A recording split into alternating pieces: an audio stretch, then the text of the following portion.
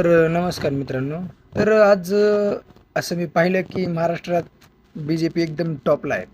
आता आता काय पण काही-काही ठिकाणी तर राष्ट्रवादी आली, काँग्रेस पण आले आणि उद्धवस्त ठाकरेचं पक्ष पण आला काही-काही ठिकाणी.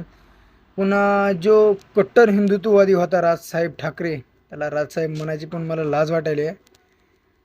ते काय आता त्याला काही बोलण्यात अर्थच नाही त्या गोष्टीवर. मी त्याला कारण मला पहिलं वाटत होतं, की बाळासाहेब ठाकरेनंतर, की राज ठाकरे एक असा आहे, की जो कट्टर हिंदुत्ववादी आहे.